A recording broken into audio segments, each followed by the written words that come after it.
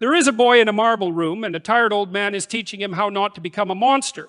The old man is the finest mind of his age. He has written, with his own hand, the most precise book ever composed on how to strangle cruelty before it is born. And the boy is listening. The boy understands every word. And the boy, Nero, will grow up to murder his mother, kick his pregnant wife to death, and stand on a tower watching Rome burn, singing. The year is around 49, the place is Rome, and a woman named Agrippina has just done something extraordinary. She has married her own uncle, the Emperor Claudius, and she has gone shopping for a tutor for her son. Not a music teacher, not a tutor of letters, a tutor of character, the man who will shape the soul of the boy she intends to put on the throne of the world. She chooses the best. She chooses a philosopher named Lucius Annaeus Seneca, a stoic, a senator, a playwright, the most celebrated writer alive in the Latin tongue. She recalls him from exile specifically for this. She hands him a 12-year-old boy and says, in effect, make him good, make him wise, make him fit to rule. And Seneca tries for more than a decade. He tries. He is not some hired hack reciting maxims.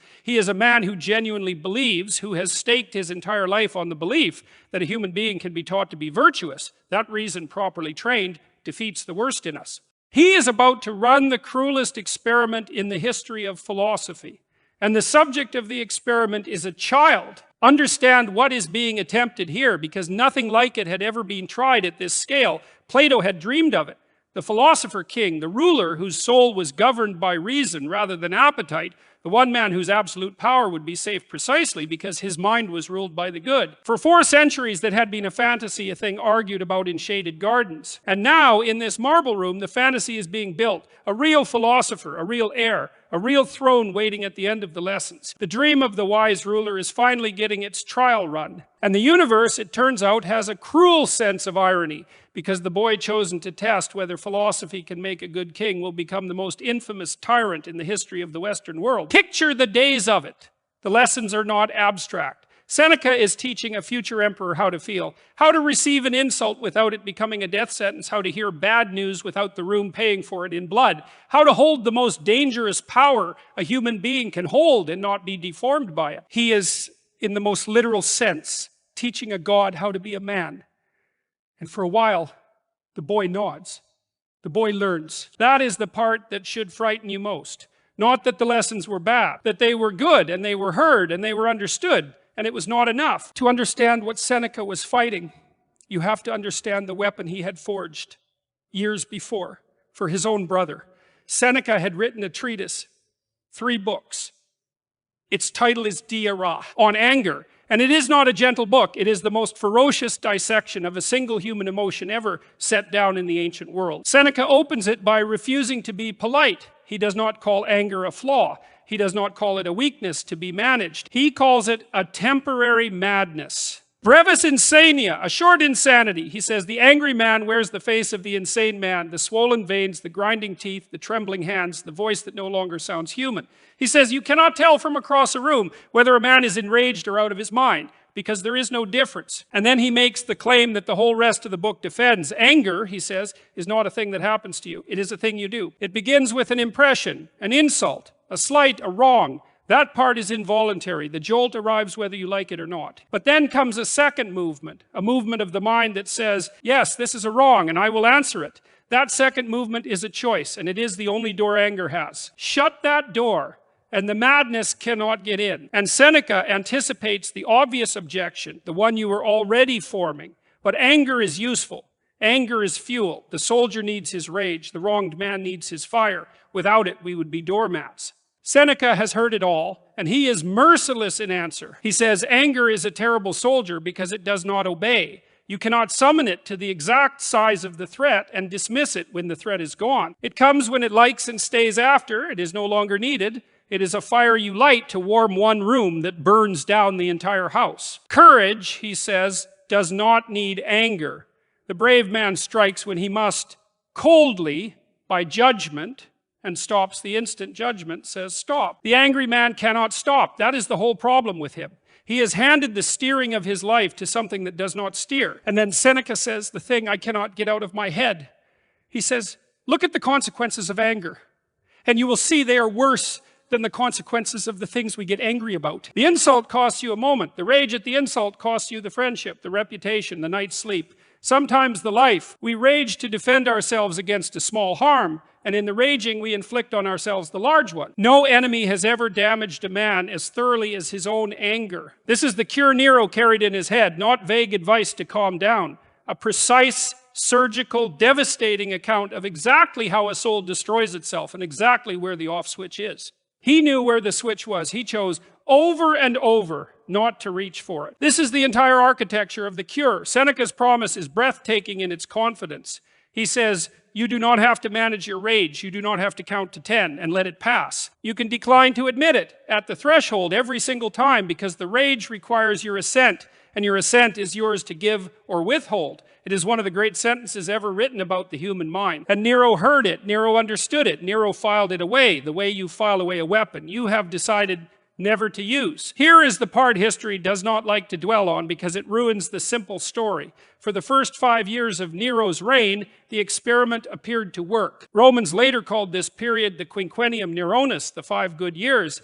The young emperor was generous, he was theatrical, vain, a little ridiculous, but he was not yet cruel. He lowered taxes, he put on games, he pardoned men. It mattered so much that generations later, men who lived under far worse emperors looked back on those 5 years as a kind of golden age, proof that the boy had, for a while, governed like the philosopher King Plato dreamed of. Think about how strange that is. The most notorious monster in Roman memory began his reign as the closest thing the ancient world ever got to the wise ruler. The same man, the same head that held Seneca's lessons. The seed of the saint and the seed of the devil were planted in identical soil, watered by the identical hand. What differed was not the teaching. What differed was the daily, invisible, unwitnessed choice the boy made about which seed to feed. There is a story, and whether it is true or polished, it tells you what people believed about those years. Nero is handed a death warrant to sign. A criminal condemned, the execution merely a formality. He must only write his name. And the young emperor pauses. He looks at the parchment, and he says, "How I wish I had never learned to write." That is Seneca's voice coming out of the boy's mouth. That is D.E. Raw working. The reluctance to punish, the horror of irreversible harm, the instinct to hesitate at the threshold of cruelty. For 5 years, the door held. There is even a treatise from these years, Seneca wrote it for Nero, called De Clementia, on mercy. In it, Seneca holds up a mirror to the young emperor and shows him the most flattering possible image of himself. The ruler so secure in his own goodness that he has no need of cruelty, the prince who can say, "Of all men I alone am fit to be trusted with the lives of all." It is part philosophy and part seduction. Seneca trying to make virtue attractive to a boy who could have anything, trying to convince Nero that the good man is also the magnificent one, the admired one, the loved one. It is one of the most sophisticated acts of moral teaching ever attempted. A wise man trying to make a powerful man fall in love with being good. And for 5 years, it half worked. Then the mirror cracked, and Nero went looking for a different reflection. And this is the detail that makes the whole story unbearable. Nero was not a brute who never knew better. He was not a wolf raised among wolves who simply did what wolves do. He had the words. He had the cure. He had the finest moral physician of the age standing at his shoulder every single day, naming the disease before it could take hold. He knew exactly what anger was. He knew exactly how to refuse it. He had in his own head the complete blueprint for becoming a good man. And somewhere in those years, he read the blueprint and he chose the other thing. The door broke slowly, then all at once. The first to die was a half-brother, Britannicus, a rival claim to the throne, poisoned at a banquet, while Nero watched and told the guests the boy merely suffered from fits. Then the experiment reached its true test. Agrippina, his mother, the woman who had bought him the throne, bought him the tutor, bought him the cure, she'd become inconvenient, and Nero decided she would die. He tried to be clever about it. He built a boat designed to collapse and sink her in the Bay of Naples. The boat fell apart on schedule. The plan did not. Agrippina, an extraordinary woman to the very end, simply swam to shore. So Nero abandoned cleverness. He sent soldiers. When the assassin stood over her with his blade, Agrippina is said to have pulled aside her robe, pointed to her belly, and told him to strike there at the womb that had carried the monster. Then they killed her. Now think about what Diara would have said. Seneca had written in that very book that the test of a soul is what it does with the impression of a wrong, the jolt, the grievance. Agrippina was domineering, grasping, frightening. The grievance was real. The impression arrived, as impressions do. But anger needs the second movement, the assent. Yes, this is a wrong, and I will answer it with blood. Seneca's entire philosophy lived or died on whether a trained mind could decline that second movement. Nero gave the assent. He gave it again and again, until giving it became easier than withholding it. And here is the horror Seneca never fully wrote down, because perhaps he could not bear to. The practice runs both ways. You can train a mind toward virtue by repetition. You can also train it toward evil. Every door you open a little more easily the next time. And the murders did not stop with his mother. They accelerated the way every appetite accelerates once it has fed. He had a wife, Octavia, kind, beloved by the people, guilty of nothing except being inconvenient. He banished her on a lie, then had her bound, and her veins opened on a distant island. When the blood would not come fast enough, they suffocated her in the steam of a hot bath, and her severed head was carried back to the woman Nero preferred. That woman, Poppaea, he later married, and one day, pregnant, ill, and daring to complain that he had come home late from the races, he kicked her in the belly until she and the child inside her were dead. That is diara in the negative. That is the exact scene Seneca wrote 3 books to prevent: the small grievance, a wife's complaint, a late evening, and the second movement given full and instant and lethal consent. Seneca had described that man precisely decades earlier as a warning. He had simply never imagined the warning would be his own pupil. And here is what makes it philosophy, and not just horror. Notice that Nero never had to do any of it. No God compelled him. No nature forced him. At every single threshold there was the jolt, the grievance, the impression, and then there was the silence in which a choice gets made. Seneca's whole terrible insight is that the silence is real. That gap between feeling wronged and acting on it is not an illusion. It is the most real thing about being a human being. It is the only place freedom lives. Nero stood in that gap 1,000 times with his mother, his wife, his unborn child, and 1,000 times he chose to fill the silence with blood. Not because he didn't know better, because the part of him that knew better had been outvoted again and again by the part of him that simply did not want to be good. So we arrive at the question this whole episode exists to ask: if the greatest moral teacher who ever lived could not save a single pupil, a pupil with absolute power, total access, and a decade of instruction, then what exactly is philosophy for? What good is the cure for cruelty if a man can hold it in his hand and still become a devil? Seneca, I think, already knew the answer, and it is the hardest thing in all of Stoicism. He believed that virtue is not knowledge alone. You can know every word of the good and remain wholly evil, because the final step, the one no teacher can take for you, is wanting it, the assent. Reason can show you the door. Reason can describe the door, measure the door, prove beyond argument that the door should stay shut. But the hand that opens it is yours, always yours. Wisdom cannot be installed in a man who refuses to want to be good.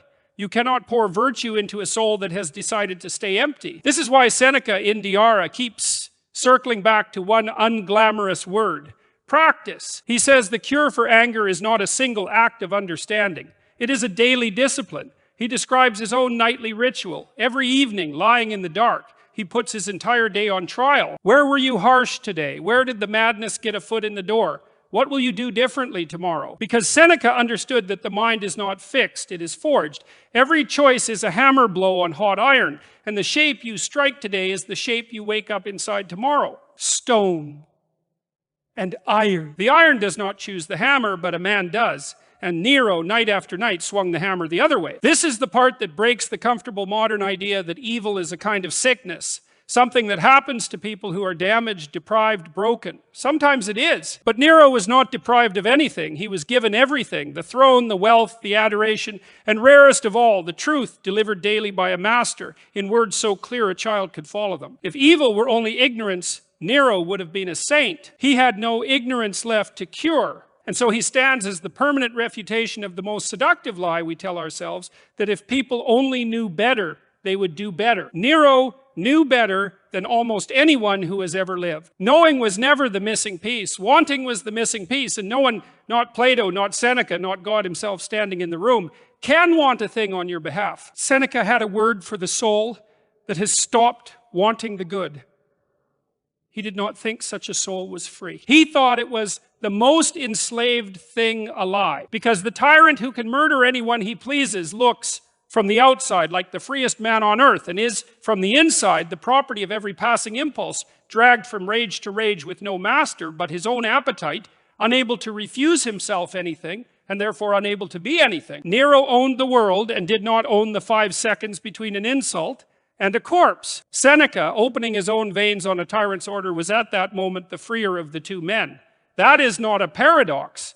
That is the entire point. And what of Seneca himself? We cannot end without facing him honestly, because his own story is the second blade in this episode. For all those years, Seneca served the monster. He wrote Nero's speeches. He smoothed over the murder of Agrippina to the Senate, composed with the same brilliant hand that wrote on anger, the letter explaining why the emperor had been right to kill his mother. The philosopher of the calm soul became the propagandist of a killer. So which was he? A good man trapped, doing what little restraint he could from inside the machine, or a compromised man who told himself a story about restraint while the bodies multiply? The honest answer is both. He was a human being, and the notebooks of his philosophy are not scripture. He grew immensely rich in Nero's service. He bent. He stayed too long. He is, in his own way, a second failure of the very wisdom he taught. Proof that knowing the good and living it are separated by a gap that knowledge alone never closes. And yet I want to be fair to him, because the situation he was in is one almost no one ever faces and lives to describe. Imagine being the one sane voice in the ear of an absolute power that is curdling into madness. Every day you stay, you restrain a little of the horror. A sentence softened, an execution delayed, a worse advisor kept one seat further from the throne. And every day you stay, you also lend your good name to the monster, and the monster uses it. Leave, and the last break is gone. Stay, and you become the break's apology. Seneca tried twice to retire, to hand back the wealth, to walk away into private study. Nero would not let him go. You do not resign from a tyrant. The teacher of freedom had become, by the end, a man who was not free to leave the room. But the end redeems something. In the year 65, Nero, by now drowning the city in blood, executing on suspicion alone, accused Seneca of joining a plot against him. The charge was almost certainly false. The sentence was death by his own hand. And here, finally, the old man did the thing he had spent his whole life teaching. He did not rage. He did not beg. He gathered his friends, comforted them, scolded them gently for their tears. Where is your philosophy? And opened his veins. His body was old, and the blood came slowly, and the death was long and hard. He met it talking, dictating to scribes to the very end. The man who had failed to make Nero good, and failed for years to be fully good himself, proved at the last that the cure had been real all along. He simply could not give it to a man who would not take it. So, strip it down. What did the cruelest experiment in the history of philosophy actually prove? Not that wisdom is useless. That is the lazy reading. And it is wrong. For 5 years the wisdom worked. The door held. A vain, dangerous young man hesitated at the edge of cruelty, because someone had taught him to hear the hinge creak. What it proved is narrower and far more frightening. It proved that the last lock on the door of evil is not intelligence, and it is not education, and it is not even the presence of a great teacher whispering the truth in your ear every day of your life. The last lock is consent. Nero was not undone by ignorance. He was the most thoroughly instructed monster who ever lived. He was undone by 1,000 small permissions, each one a moment where he knew the door should stay shut and opened it anyway because he wanted to, until the wanting was all that was left of him. And that should not comfort you. It should implicate you, because you, too, know more than you do. You know, the cruel word should stay unspoken, and some nights you speak it. You know, the grievance should be set down, and some nights you carry it to bed and feed it. The gap between knowing the good and choosing it, the exact gap Nero fell into, runs straight through every ordinary human heart, including yours. We are all running the experiment. Most of us simply lack the throne that would let the whole world see the result. The only difference between you and Nero is scale and the mercy of small power. Give the part of you that wants to lash out an empire to work with, and history would shudder at your name too. The tyrant is not a different species. He is an ordinary man whose every worst impulse was granted the means to act. That is why this is not a story about a faraway monster you could never resemble. It is a story about the single most ordinary thing in the world, a man hearing good advice, agreeing with it, and quietly deciding not to follow it. You have done it this week. The only question Stoicism ever really asks is how many times, and at what threshold you will keep doing it. Nero ended badly, as monsters do. 3 years after he forced Seneca to die, the empire turned on him. Abandoned, declared a public enemy by the Senate, he fled the city to a freedman's villa, and with a blade he could barely bring himself to use, took his own life. His reported last words were not philosophy.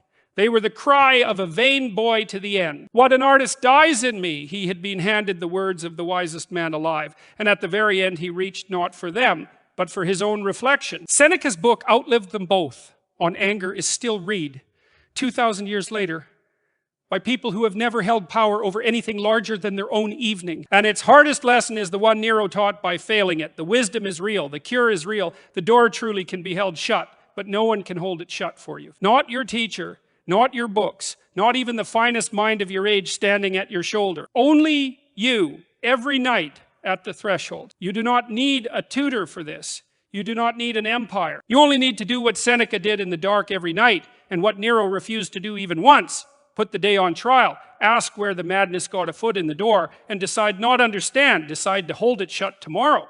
That is the cure. That is the entire cure. Everything else is just knowing where the door is. Stone and iron. Thank you for sitting with this one. If essays like this are useful to you, the channel is here for them. Subscribe if you want more.